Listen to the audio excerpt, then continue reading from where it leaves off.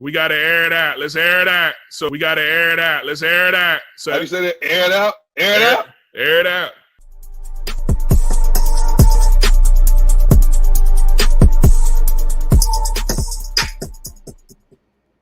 What's going on, guys? It's the Air It Out podcast, and you already know how excited I am because we got football. I'm your humble host, Chandler Jones. I got my man Avery Collins right here. How you doing, Avery, man? I'm good, man. Football season is back. Yes, football season is back. It's been a long time waiting, and we're super excited about this, man. You don't already know, the Hall of Fame game is tonight. We're going to be talking about that a little bit later, man. But first and foremost, Avery, what are you expecting from the season? I just want to know, what is your hype level right now? My level is at a 9. 9 already. And we haven't even played a preseason game. I'm pretty sure after this preseason game, it'll probably be at a 10.7. Listen, I'm hyped. I love the NFL season. My expectations are that it's going to be phenomenal, that we're going to see a lot of players on new teams making huge impacts. Like, I just feel that it's going to be, and we're going to start seeing a shifting of the tide as far as the and we started to see it last year too. We're starting to see a shifting of the tide as far as the power teams in the NFL.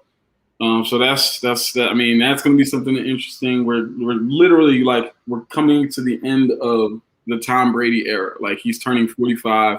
Yeah. So obviously it won't be this year, but we're literally coming to the end of the Tom Brady era. So it's going to be so interesting. So interesting of a season. Yeah, man, I can't wait. I already got my Super Bowl picks. Ooh, all right, we're talking about that. I haven't even played a game, and I already got my Super Bowl picks. Okay, we're gonna talk about that at the end. Just remind me to talk about that at the end. But I'm super excited too, guys, and I hope you guys are super excited about the season as well. As you guys already know, this is an interactive podcast, so if you have any comments or anything that you want to say, put it in the comment section right at the bottom. You put it on the screen. We'll answer them for you, so please do that right there. You got our first comment. Mr. Juan, what's up, Juan? He says, I feel like rebirth coming. You better not hold your breath, bro, boy. Hold your breath. Chill. I do think they're going to be better, though. I do think they're going to be better. I'll give you that. But that's the only one right there. You know what I'm saying? The only one. The one and only. Come on, man. We miss you, my man. We miss you. Definitely. For sure. But as Avery was saying earlier, man, we're super excited because we're going to see all these teams and all these players that going to new teams, and we don't know if there's going to be even more turnover. So that's going to segue into our first topic because, although there's new players and we know most of the players that staying on team, but there's the deadline's not even here yet. So we know some trades, and there's been trade rumors that have been starting since, beginning training camp. And two that stuck out to us right now is Xavier Howard and Chandler Jones. So as most of y'all already know, Xavier Howard, kind of already said his grievance before. It been rumors rather out there talking about he wants out from Miami, or he wants a better deal. And then just, I believe, a week and a half ago, he put out that statement on Instagram saying, I would like to request my trade. He made it public. He put it out there. First and foremost, Avery, with Xavier Howard first, how do you feel about how he handled it? And do you think he's going to be traded? And what team do you think he's going to be traded to? Before you get to that point, Mr. Juan says, the odds are better than the Eagles getting Watson. I totally agree with you, though. So you're not hurting you on that one. I totally agree with you, Ron. Totally agree. Look at Avery. So yeah, I'm torn with how he handled it. On the one hand, I'm like, dang, I don't like it because I wish you would have kept it behind closed doors. Let your agent and everybody handle that. On the back end, right? You don't want to mix the business aspect into it, and you don't want to, because that can, from an ownership standpoint, I could see a potential trading partner looking at that and saying, well, I don't want that type of guy on my team that's going to out everything that we're doing behind the scenes. I don't want that type of dude that's on my team. So from that standpoint, I'm like, dang, I wish he would have just kind of left it, like I said, in the hands of his agent and himself as well, and everybody but behind closed doors, right? You don't air out family business. So from that standpoint, I'm like, dang. But the other standpoint, I'm like, I like a player taking back the power. Yeah. And saying, listen, like, no, this is my life. At the end of the day, point blank period, when I signed that deal, I was young, hungry. I had just come into the league. I signed a deal, not fully understanding certain things. And obviously that's his fault. So I'm not going to say that, but he admitted it, that he signed it not knowing. But he's right. I've outplayed that contract for the last 2 years. For the last 2 years, he's been arguably a top 5 corner in the NFL. And he's saying, hey, listen, I want to get compensated for that. And I understand that. I can understand that because when you're playing in the NFL, it's such a grueling and taxing, sport. And physically, you want, you're putting your body on the line every play. And then you're not only that, but you're charged with, and this is one of the things you talk about, you're charged with shutting down the other team's best receiver. You're charged with like literally doing this night in and night out and doing all those different things. And he's proven that he can do it. He wants to get compensated for it. And he's saying, listen, I've literally tried to be as cordial and as and whatever as possible in this regard, but I just feel like my worth isn't being met here. And so that's why, like I said, I'm torn. I'm 50-50 on it. But, as far as where I think he'll end up, I mean, it's tough. There's so many different teams. I think, obviously, the Cardinals, I think that they've got some issues on the back end, not bringing back Patrick Peterson. I think they've got some question marks in the secondary there. I think obviously the Bears, if they can get a corner, they could be a really phenomenal team. I think the Broncos, if the Broncos were a team that are really all in right now, I think the Broncos, if they made a trade for Xavier Howard, I think their defense skyrockets back to, that Super Bowl run defense that they had. Now you got Bradley Chubb, Von Miller, Xavier Howard, who replaces who Chris Harris was on that team. I mean, that would be a phenomenal defense there. And then obviously, and be a homer, I would love to see him in Atlanta. The reason being is because we need a veteran corner who's going to be able to, help bring these young guys up. And then last but not least, Philadelphia. I know that they have Darius Slay, but could you imagine Slay and Howard on either side? When last year the biggest question was really their secondary, right? A lot of double moves getting ate up on and different things like that. So you bring in those two guys. Now you let your front seven kind of do what they do. And so, yeah, I think those are some of the teams I could see him landing on. But for me, best fit would easily be the Denver Broncos. Okay, great. Yeah, I feel the same way, Avery. And it's funny because the same team, like literally the same teams that you said would be good fits for Xavier Howard. I believe so. So let me get to the point where how I feel about him and how he handled it. I agree with you. I 100% agree with you. I think that I wish he let his agent put that statement out instead of him. Right. If his agent would have did it, it would have been a different kind of light on it. Now he did it himself. I think that, like you said, other owners are going to be like, do I want this guy? I might do something wrong and he might put it out there. So that's always a kind of a thing that's going to be in the back of ownership's minds and stuff like that, GMs, whatever. But what he said in his statement and how he did it, I 100% respect him for how he did it, because I don't think he did it in a bad or negative way. I think he did it in a respectful way where he's saying, hey, I got this contract, my second contract, like you said, when he was younger. I'll play that. I mean, the guy had 10 interceptions, 3 sacks, and 2 forced fumbles.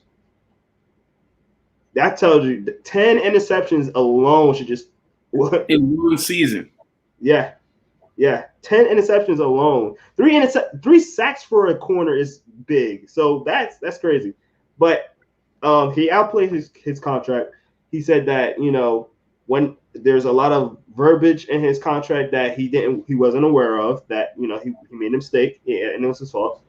And he's also, it's like, they brought in Byron Jones, who's making way more than him, and he was on that team already. And he told everybody, hey, I wanted more money, but it wasn't going to hurt the cap. It was very team friendly. We was looking for something very team friendly, and they just shut me down. They didn't want to do nothing. They didn't want to budge. So, hey, and like you said, it's a business, They're doing something because of part of business, and he's doing it as a business call.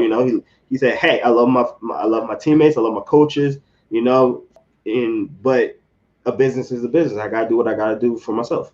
So I like how he did it, and I respect him for that. So that's how I feel about it. Like I said before, with the choices of the teams, I do agree with all the teams. I do want to yell at some people real quick, though. I do want to yell at some people because, we said this on a couple of podcasts ago about Xavier Howard, and I was like, a team that I would love him to go to would be my team, obviously, the Philadelphia Eagles. And people like, well, they just signed Steven Nelson. First of all, what that have to do with anything? You got a guy that had 10 interceptions to Steven Nelson. Now, don't get me wrong, Steven Nelson is nice, but he's no Xavier Howard. One, two, you only signed Steven Nelson for a $4 million deal, I believe, with incentives. You bring in Xavier Howard, you don't have to worry about the incentives because he's most likely not going to get it. So, I don't understand some people that were saying that. One is back, and he says, doesn't his trade value also go down because of the DV cases? Yes, he did have DUI cases, I believe it was. He had a couple of years ago. Yeah, he did have that. I think that got settled though, and it wasn't as bad or something like that because he only got I think he got suspended for like 3 games or something like that. So, and that was a couple of years ago. It got washed under the rug, and I think everything's fine. So I don't think his trade value goes down. If it does, it's more like a small precautionary thing, but I don't think it affects him. What do you think about that, Abe? I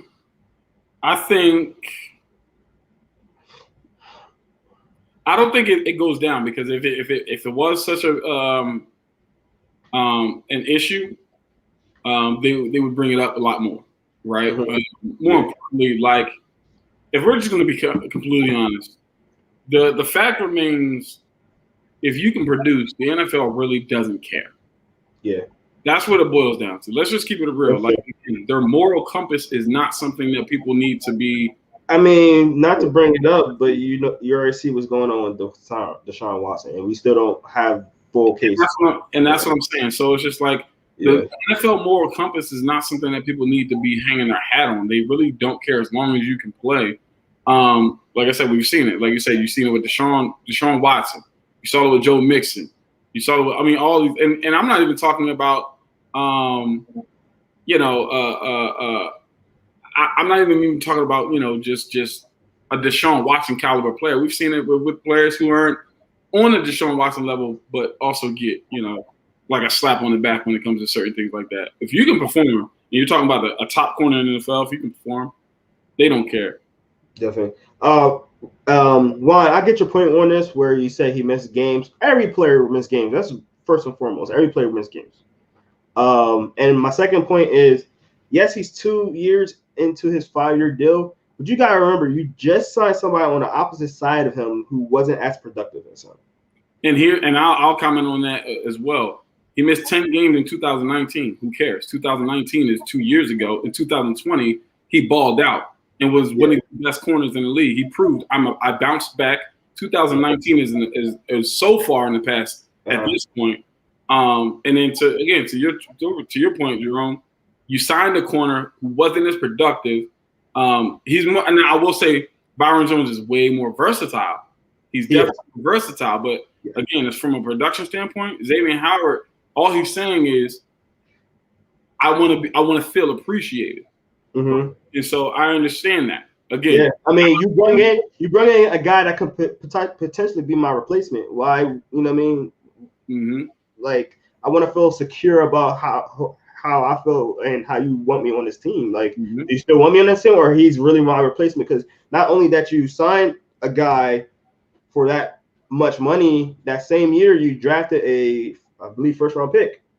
I liken it to Dwayne Wade before he left Miami. Before he left Miami.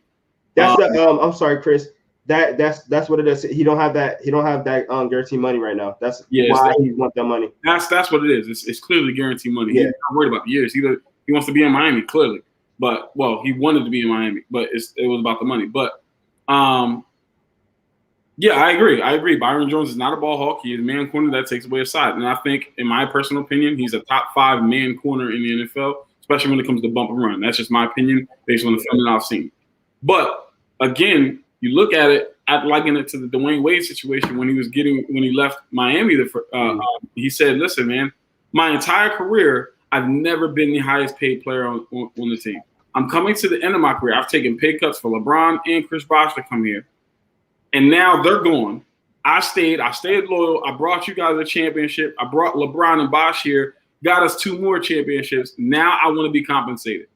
And now you're telling me no? And you paid somebody like Hassan Whiteside a max contract and not me, the cornerstone of the franchise? Yeah, that's so backwards. You know what I'm saying? Like, yeah. I completely understand where he's like, I don't feel valued here. And so I think that's essentially what's going on. And, Yeah, and 2 quick points real quick. One, I think I lost my point. Oh man, I forgot what I was about to say. But we got to move on anyway. We gotta move on. All right, well, we'll talk about Xavier Howard some other day, I guess. Whenever he gets traded, I guess. But let's talk about Chandler Jones real quick. What's your feelings about Chandler Jones wanting to get out of Arizona, especially after they got J.J. Watt? We thought, wow, this 1-2 combo on the edges for Arizona is going to look great. As soon as J.J. comes, Chandler Jones wants to get traded. What's your feelings on that? I'm not too sure. I don't like it because I would love to see Chandler Jones and J.J. Watt on either side, and especially with what Arizona looks to be doing. They look to be building and trending in the right direction. You got the DeAndre Hopkins. You just brought in A.J. Green. Kyler Murray is ascending. You just brought in, like you said, J.J. Watt. Isaiah Simmons had a down beginning of the year last year, but started to kind of find his footing toward the end of the last year. You just brought in the linebacker who, again, Xavier Collins. Xavier Collins is going to be replacing Hicks, and Hicks is upset about that. But again, and then your biggest question mark was that your secondary. It looked like, and you guys were competing in every game. You were a threat in every single game. It looked like you were trending in the right direction. So I'm like, what's going on? I wonder, is it money? Is it something that happened with the relationship between him and the coaching staff, front office, a player, whatever it is? But I hope it works itself out. I would love to see Chandler Jones and J.J. Watt on the same team. Yeah, I agree. I just heard some rumors, and I don't know how true this is, but apparently Chandler Jones don't like J.J. Watt early. I mean, I'm not saying that's true, but I just heard some rumors about that. I didn't see anything crazy about it, but you never know, too. That might be like kind of hinting to that, too. Like, hey, I don't know. I didn't hear the exact reason why Chandler Jones wanted to leave.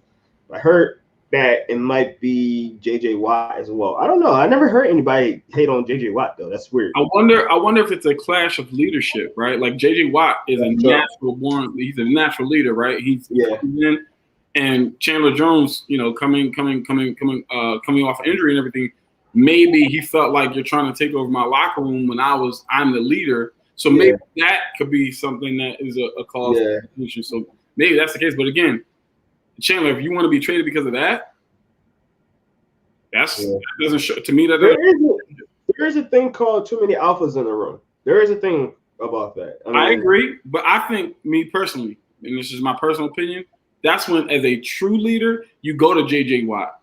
and say, hey, listen, I understand what you've done for this league. This is my team. I've been here. I've done this. There's no disrespect to you, but I've been here. I know the culture. I know the city. I've done for this city. I've put on for the city. We need to find a way where we are going to mesh well, because I'm not trying to diminish your leadership, because I know what you did in Houston. That's what a true leader would do. Come together and find the middle ground. So that's what I'm saying. Would never happen if Larry was there. But if there's a situation where Chandler wants to leave because of that, to me, I'm like, all right, well, that doesn't necessarily shine. It's a sign of a true leader. Correct. No, and I agree. We already know how JJ Watt is. He's that, run up the hill, go get him, work all the time kind of guy. And everybody's like that. I mean, don't get me wrong, like, you respect your hustle, but not everybody can work like that. And I also just point out that Chandler Jones, his brother is John Jones. They've got a little bit of petty in that family, but that's all I'm saying. You're not lying, though. Yes. Cardinals will be third in the NFC West. Will still be third in the West. Rams, Cardinals. I could put Niners, Seahawks. That's a good division. I was just saying I could see third, but I wouldn't be surprised if it was second. And the reason being is the Seahawks still haven't shown to me that they can be, extremely dominant again. So until they get back to that, I'm gonna continue with my expectation they'll make the playoffs and get put out. And then the Rams, I think they're obviously going to win the division. I think they got the best defense in the division. And the 49ers, I think they had the best defense in the division, but now losing Richard Sherman, I think they're going to really feel that a little bit. And then we still have questions about what is Jimmy Garoppolo going to be the guy? And if not, is Trey Lance going to be the guy? So I think there's more question marks there. I think it's less the teams with the least amount of question marks I would put at the top. That's the Rams and then the Cardinals. So I wouldn't be surprised if they were three, but as of right now, the way I have it finishing out, I've got the Rams, Cardinals, and Seahawks right behind them.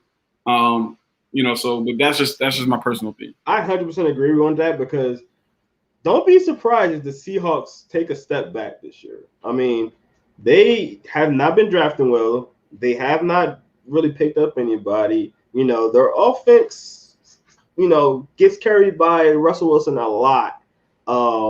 And the offensive line still kind of they still got good running backs where they can switch them out and stuff like that. But it's just like their defense haven't been the defense of old. So and they keep losing people. And I don't know. I don't think they're as good as they might seem to people, because Russell Wilson hides a lot on that team. And I also say I think the Cardinals are going to regret letting Patrick Peterson walk away, because he used to put the clamps on DK Metcalf. You got to see him twice a year. So, listen, you got to have somebody or some scheme that's going to make up for what Patrick Peterson did. 2 catches for 14 yards.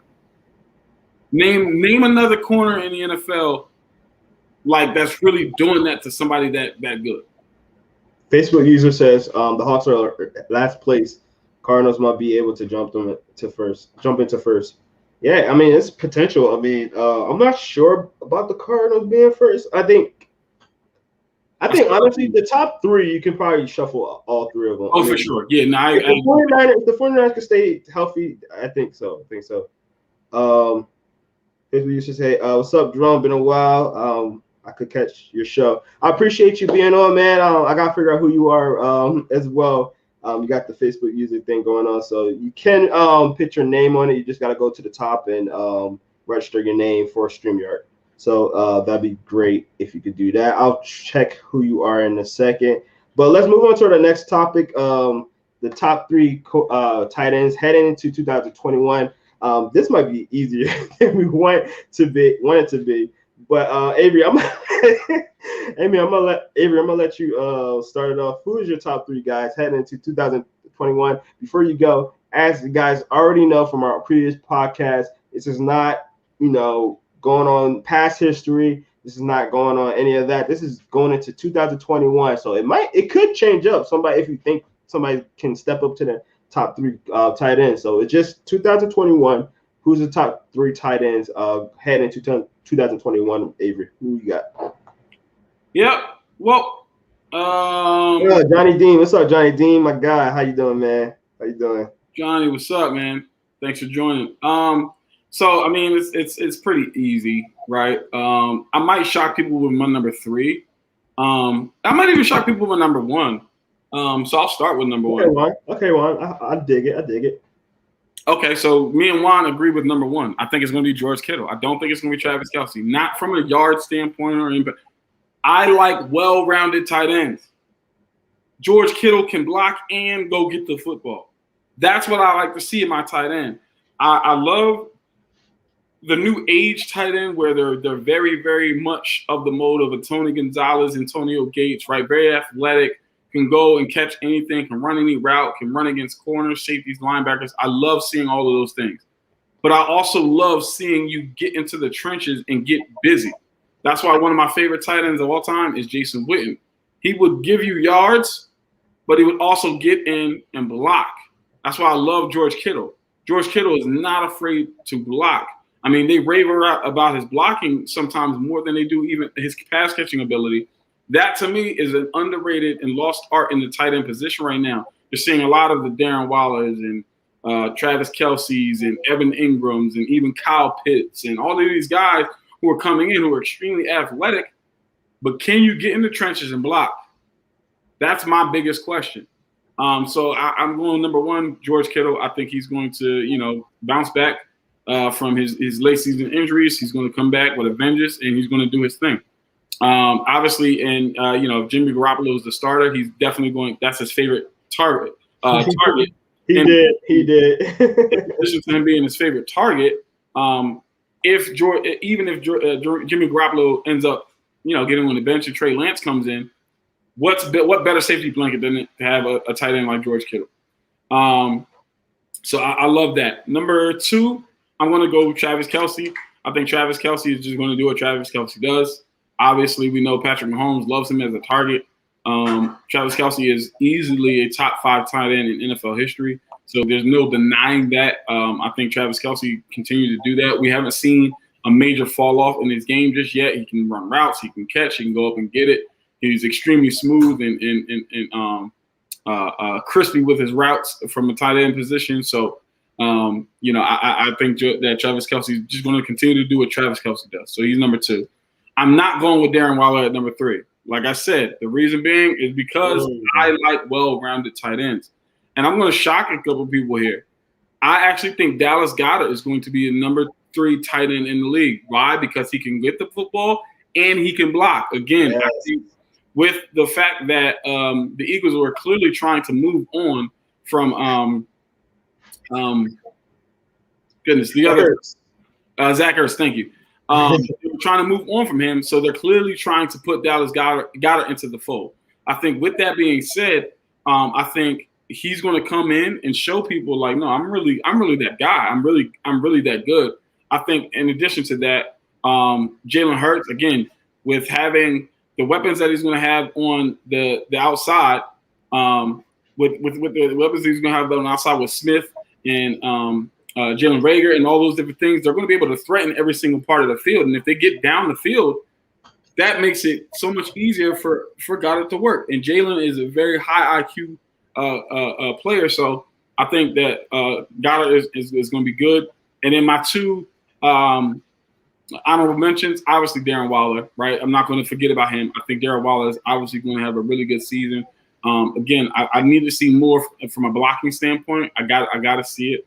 And then Kyle Pitts, same thing. I think athletically, from a physical standpoint, he's going to be phenomenal.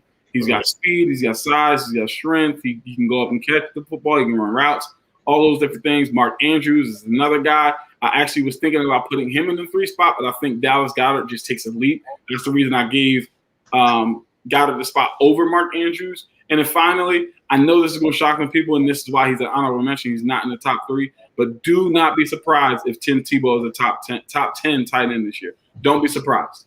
And I'm not saying from a skill step standpoint. I'm talking about from a number standpoint because I think that him and Trevor Lawrence are building a pretty good chemistry down there in Jacksonville. That's the reason. Not like from a skill set standpoint, but from a chemistry standpoint.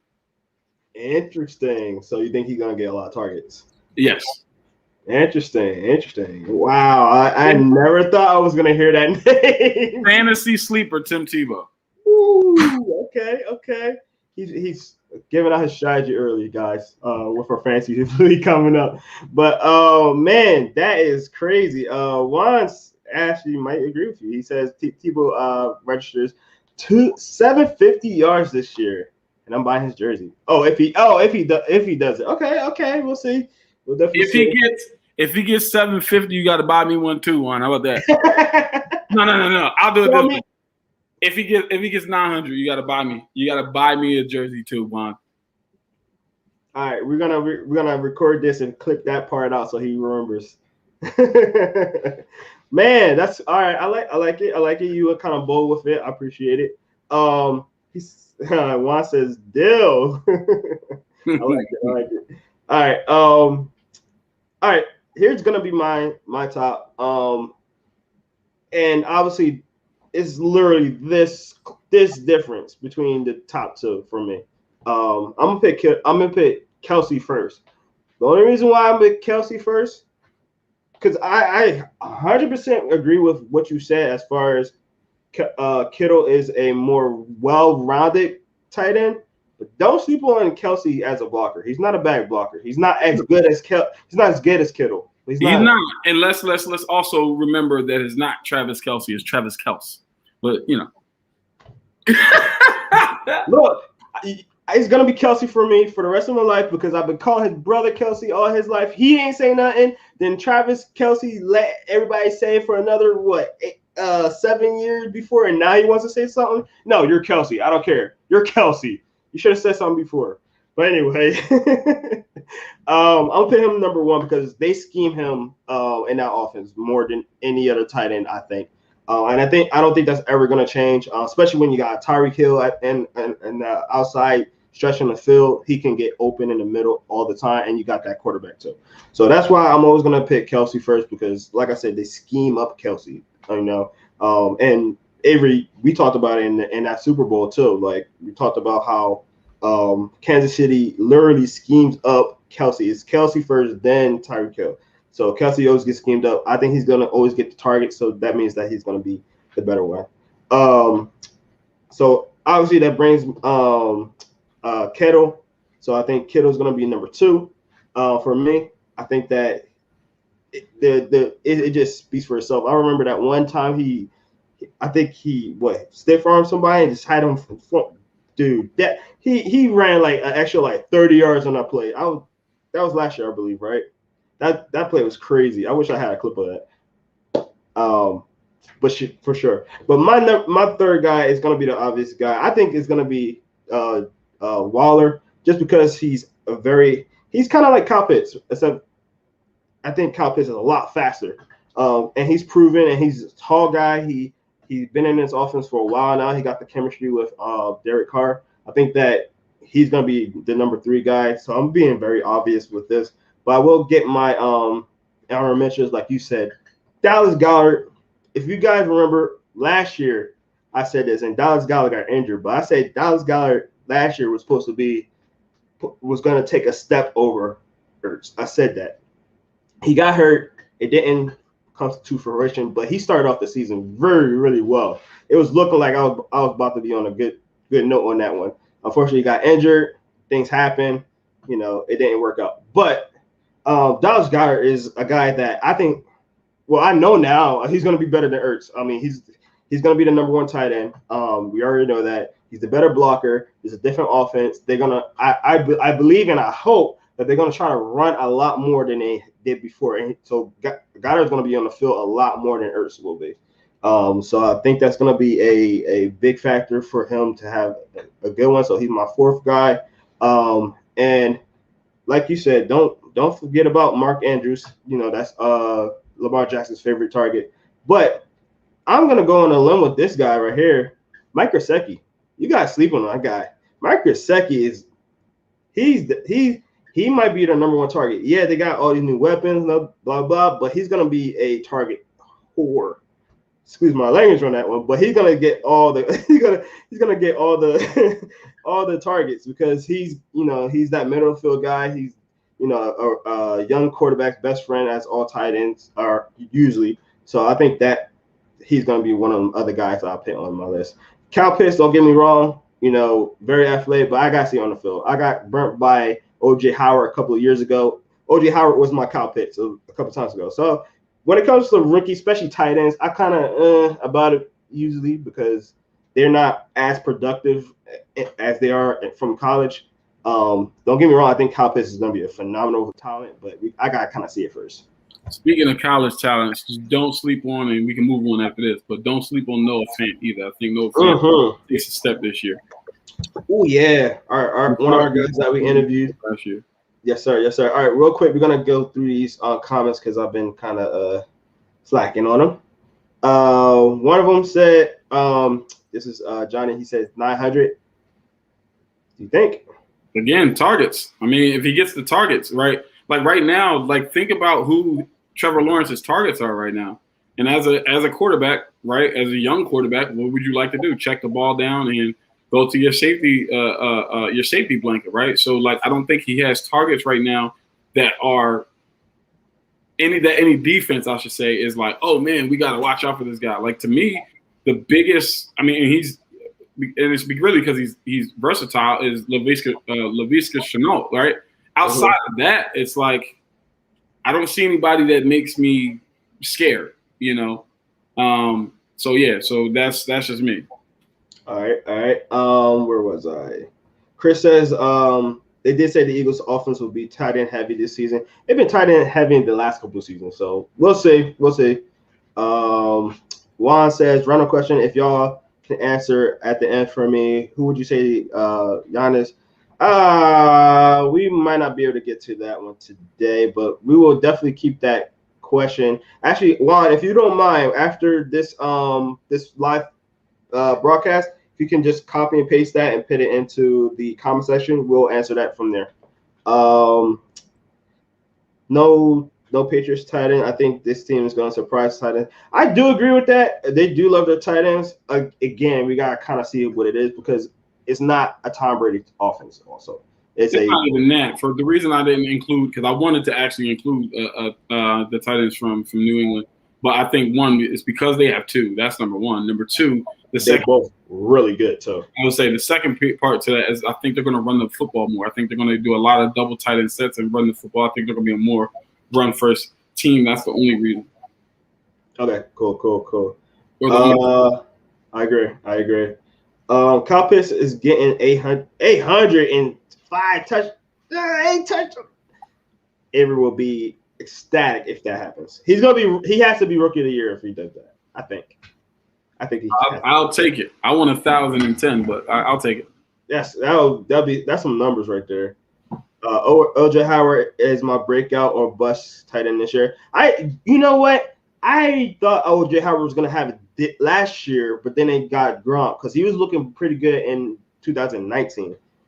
No, 2020. I'm sorry. Wait, 2019. Yeah, I got it right. 2019. He was coming along, and then they brought in Gronk, and then he got kind of pushed to the back. But he did show some promise last year. I think Gronk is kind of teaching him some stuff. So I think he's gonna be a better tight end once Gronk officially leaves the team.